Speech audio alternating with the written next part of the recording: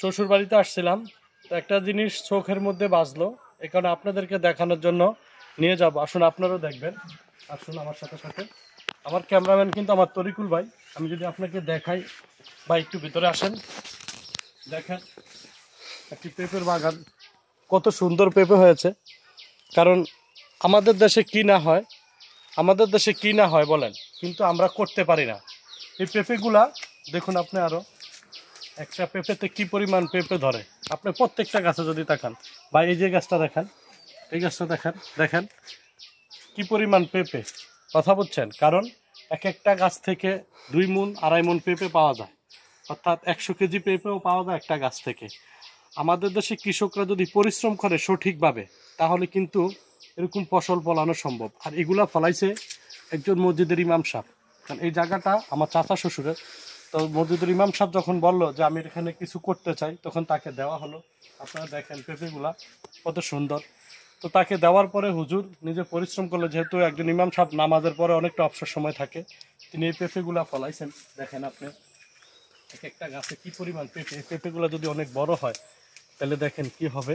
দেখেন প্রত্যেকটা গাছে পেঁপে আসছে, অনেক পেঁপে আসছে। আপনার যদি কি আমি দেখাই একটু ঘুরে ঘুরে, তাই এদিকে আসে নিয়ে দেখেন, এই যে পেঁপে দেখেন, এই যে আরেকটা গাছে দেখেন পেঁপে আসতেছে, দেখুন পেঁপে আসতেছে, কত পেঁপে দেখেন। তাই সঠিক ওয়েতে, মানে সঠিকভাবে যদি কেউ পরিশ্রম করে, তাহলে কিন্তু এরকমভাবে ফসল ফলানো সম্ভব। আমাদের দেশে কৃষকরা কখনো হতাশা হবে না, কারণ তারা যদি এরকমভাবে পরিশ্রম করতে পারে।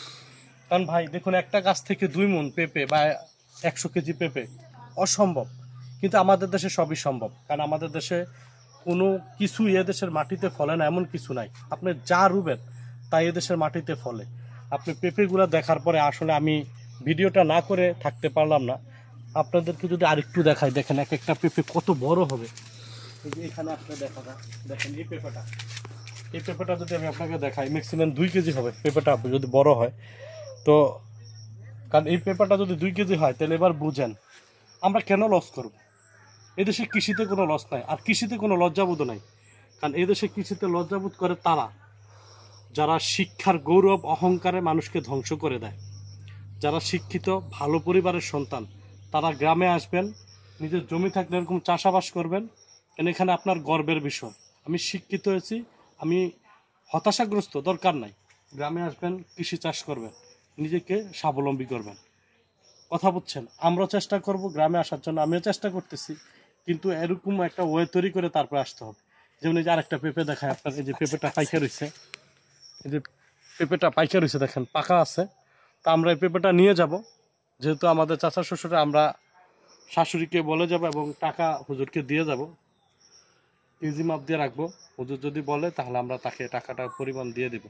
কিন্তু আসলে এমন একটা জিনিস দেখুন, এই পেঁপেটার দাম যদি 120 টাকা 30 টাকা আসে, তাহলে বলেন এদেশের কৃষক কি লস করবে? কখনই লস করার মতো না। আপনারা যারা গ্রামে আসবেন, পরিবেশ নিয়ে কাজ করবেন। এখন অনেক উন্নত উন্নত জাতের ফসল আছে, যেগুলো নিয়ে চাষাবাস করবেন। দেখেন তরিকুল ভাই, আপনারা যদি দেখাই, দেখেন এক একটা গাছে আল্লাহু আকবার। তিনি যে সৃষ্টিকর্তা, তিনি যে মানুষকে হতাশা করেন না, এগুলা দেখলেই বোঝা যায়। তো আজকে এই পর্যন্ত। আমরা চেষ্টা করব, যদি হুজুর বৃহস্পতিবারে আসে, আমরা হুজুরকে নিয়ে একটা ভিডিও তৈরি করব। ইনশাল্লাহ আপনার সাথে থাকবে।